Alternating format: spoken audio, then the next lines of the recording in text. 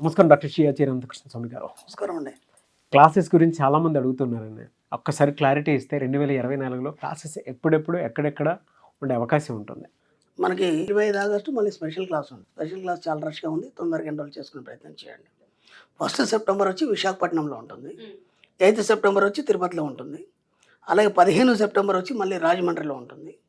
అలాగే 29 సెప్టెంబర్ వచ్చి అనంతపూర్లో ఉంటుంది. మహిళలకు ఏం చెప్పబోతున్నారు?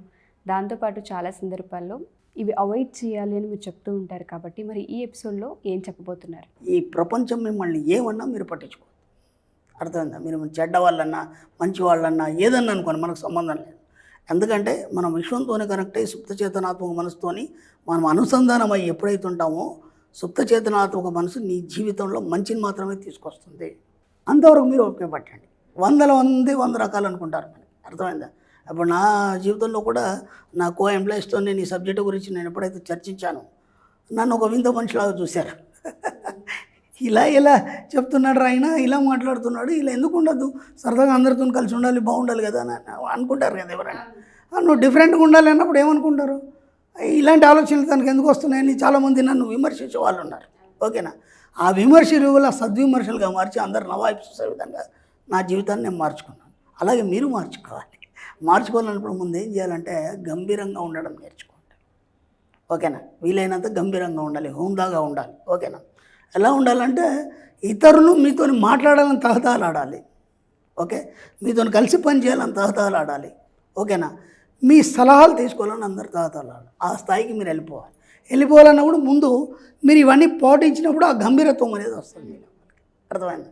ఎవరితో పడితే వాళ్ళతో మాట్లాడి అది ఏదో సమస్యలు తీర్చినట్టు, ఏదో మీరే పెద్ద ఇదైపోయినట్టు అవన్నీ ఫీల్ అయిపోయినాం.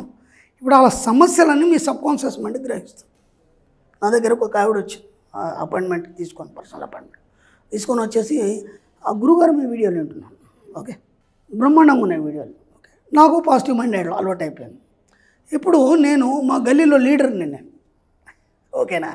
స్టేట్ లీడర్స్ ఉంటారు కదా, వాళ్ళ సమస్యలు ఏవైతుంటారు. ఇప్పుడు నా దగ్గరకు వచ్చిన ప్రతి వాళ్ళు కూడా నెగిటివ్సే చెప్తారు. పాజిటివ్ ఏం చెప్తారు? నాకు ఇది కావాలనో, లేకపోతే ఇది లేదను, లేకపోతే వాళ్ళతో గొడవ అయిందను, మీరే ఇచ్చేయాలను. నెగిటివ్ తప్ప పాజిటివ్ అని చెప్పారు. నేను ఇది సంపాదించిన మాత్రం ఎవరు చెప్పారు కదా.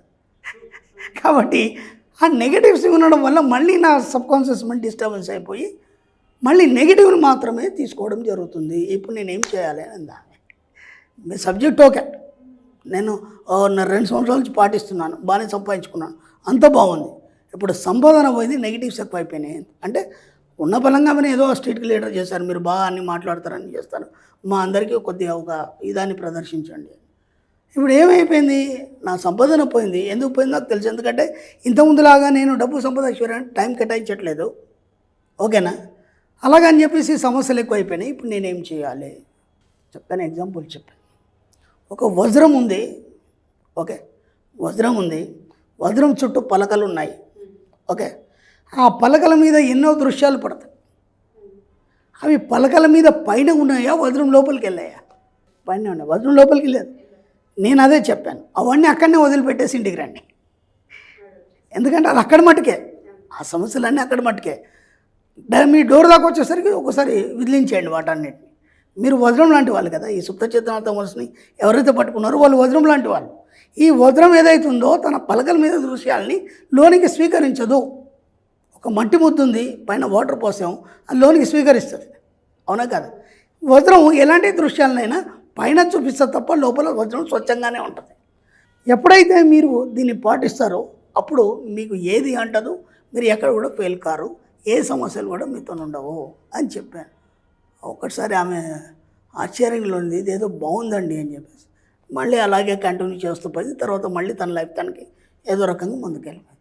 కాబట్టి మీరు కూడా ఏం చేస్తారంటే మీ బాధ్యతలు నెరవేర్చండి.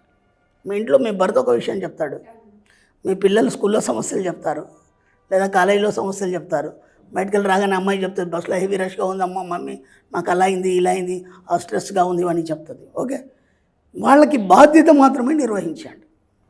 మీ అత్తమామ కానీ, భర్త కానీ, పిల్లలు కానీ, వాళ్ళకి మీరు ఏం చేయాలి ఆ బాధ్యత మాత్రమే వహించండి. ఓకేనా? మీరు దాన్ని సెంటిమెంట్గా ఫీల్ కాకండి. అయ్యో నా కూతురికి ఇలా అయిందని చెప్పేసి మీరు బాధపడిపోవడం, ఇవన్నీ చేస్తే ఏమైందంటే అవన్నీ మీ జీవితంలోకి ఆహ్వానించడం అవుతుంది. వజ్రంలాగానే ఉండండి. వజ్రం ఏది స్వీకరించదు. ఓకేనా అలాగనా సరే ఓకే దానికి ఇలా చేద్దామని చెప్పండి అంతే తప్ప దాన్ని మీరు బాధగా ఫీల్ కావద్దు. అర్థమైందా? ఎక్కడైనా బాధలు ఏవైతే ఉంటాయో ఎవరన్నా వచ్చి మీతో ఏదైనా బాధలు చెప్పుకున్నారు ఎక్కడ కూడా ఆ బాధల్ని మీరు ఫీల్ కాకండి, వినండి, వీలైతే ఒక సలహా ఇవ్వండి, వదిలిపెట్టండి. అయ్యో పాపం అలా అయిందా ఇలా అయిందా. నేను ఇంతకుముందు కూడా ఒక వీడియోలో చెప్పాను, ఒక వ్యక్తిని చూసి ఇతను బాధపడి ఓకే ఒక అంగవికలుని ఊకే పదే పదే ఊహించి అతని గురించి బాధపడి ఇతనికి యాక్సిడెంట్ సేమ్ అది యాక్సిడెంట్గా జరగడం జరిగింది అని. కాబట్టి ప్రపంచంలో ఏ బాధల్ని మీరు స్వీకరించడానికి సిద్ధంగా ఉండొద్దు.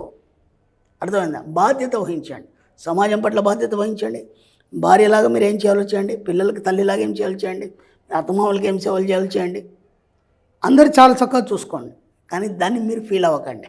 ఇది చాలా కష్టం కదా, అవునా కదా? అలా ఉన్నప్పుడే మీరు అనుకున్న సాధిస్తారు. మీరు చూడండి, గొప్ప గొప్ప డైనమిక్ లేడీస్ ఉంటారు, వాళ్ళు ప్రార్థనలు వేస్తారు, వెళ్ళిపోతారు, వాళ్ళ పని ఏదో చేసుకుంటారు. మీడియాలో వస్తుంది వాళ్ళ గురించి, మంచి వస్తుంది చెడు వస్తుంది ఏమవుతుంది అసలు ఏమీ పట్టించుకోరు. వాళ్ళ పని వాళ్ళు చేసుకుంటూ పోతారు. అర్థమైందా? చాలా గొప్ప మందిని చూశాను నేను.